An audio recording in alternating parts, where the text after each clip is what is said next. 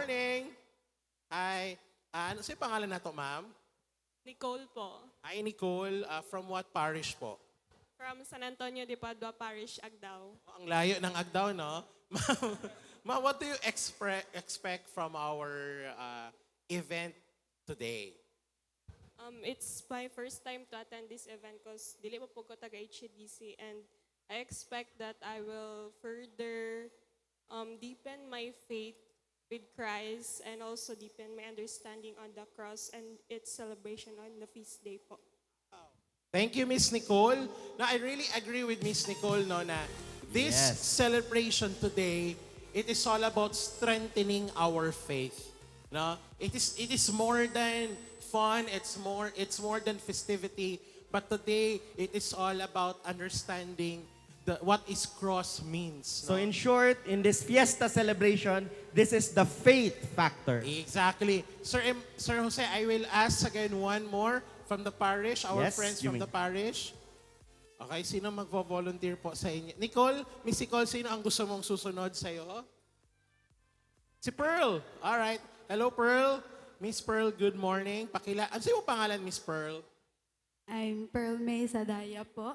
And same lang po as Nicole, I'm from San Antonio de Padua Parish. And my expectation sa kanina event is to understand the real meaning of this celebration and also ipakita ang importance not only from us visitors but also for the students anina school. And also to have fun din po. Thank you. Thank you, Miss Pearl.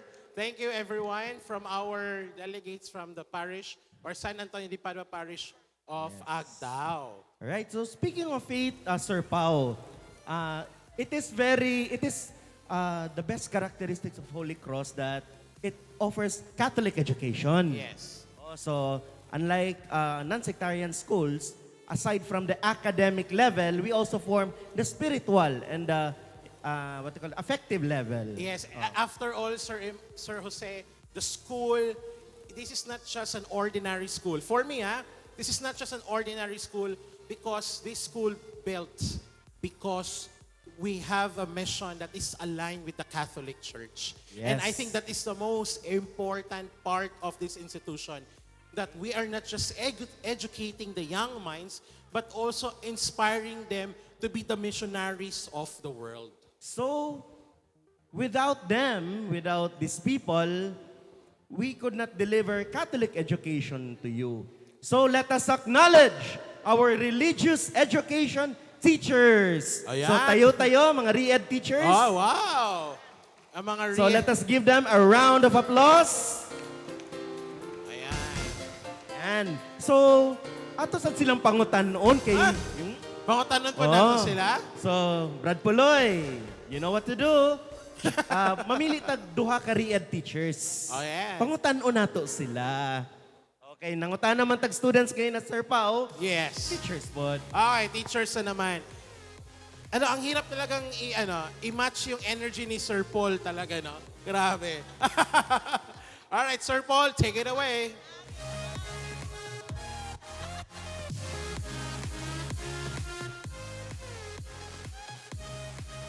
Lo. Kabalotan ko mo on taon. Pag ako mag-off, kayo yun. Ma'am, Daddy. Okay, kinsang student ni Ma'am Candida. Kaway, kaway. Cheer naman dyan! Password, Daddy. 25 points. Okay, Ma'am, Daddy. Alright, Ma'am Dading. Ang tanong. Ang tanong! Ang sagot. How is it to become a Catholic educator? Kamusta ang pagiging re-ed teacher? How do you feel as a re-ed teacher? Very fulfilling. In fact, this is my 39th year of teaching here in Holy Cross. Palakpakan naman natin. Wapa ko katong... The longer I 4 decades, ma'am. Grabe. the longer I stay, the more meaningful experience of being with my students I experience until the present moment. Yan ako'y pangutanan ninyo, sirs. Ay, sige po. Oy, nabalik man Kay- sa amo, oy. Yes po. Bali-bali man dyan ang kinabuhi, sir. Correct. Kaysa ako ang stay, dugay na kayo kuning kalibutan na, sir niya. Wa pa dyan ko kabalo kung sa binisaya anang cross. Oy, unsa bitaw gyud, no? Binisaya. Kabalos. Oo. Ang spelling raw eh. Spelling. Di, Cross kay English. Ito, ito. Ang Bisaya Ma'am, sa cross. sir, ma'am. Tubago na to na sa last part unya. Ah. Para mo stay yun mo for you to know the answer what is the Bisaya or Cebuano term for the cross. Oh, Yes. di ba? Balakpakan si Ma'am Daddy. Wow. Sir Jose, Okay, one more? 39 years is not a joke. Yes. Grabe yun kayo na. Ma'am, salute to you, ma'am. Thank you for not just touching the minds, but the heart and spirit of our young learners. Amen. Okay, 39 Another, years. another one. re-ed teacher. Kung 39 years ka, kani. Nay 1 year diya. Nay, wapay 1 year. Ako ipailala sa inyo si re-ed teacher, Sir Fromy. Okay, kinsang student ni Sir from Mencho Payak. Wow! They're very proud of you, sir. May bundag. It's my 39th day. Kay nagtrabaho man ko sa lain ng mga schools. And then, gipili gyud na ako nga mobalik sa Holy Cross. Kasi pangutanan ninyo, sir. Asa di pa ko tala, Sir Jose? Again, sir, since this is your 39th day, pero nakatudlo naman gid kag re-ed sa ubang schools and then even non-re-ed subjects. What are the challenges of being an educator? Okay. I've been in public school also for 7 years. Diri sa Catholic school, kanang I always talk to my students about God. Nya, dili ko lisuran ana. Pero sa public school, I have to talk to God about my students. Kay grabe ang challenge dito. Yeah, diri sa Holy Cross, I found myself that I don't just inform students. I form students and hopefully matransform po ako mga estudyante. Salamat. Thank you, sir, from Mencho Payak. Wow, thank you. And indeed, the experiences from different institutions, from public to private, and having in a sectarian schools, really maraming Diverse matutunan. kayo, No? Juan. O as an educator, mas mahahasa ka talaga, no? Nindot ni nga event, Sir Pao, kay we are not only talking about academics, about the faith, but the lived experiences of the people.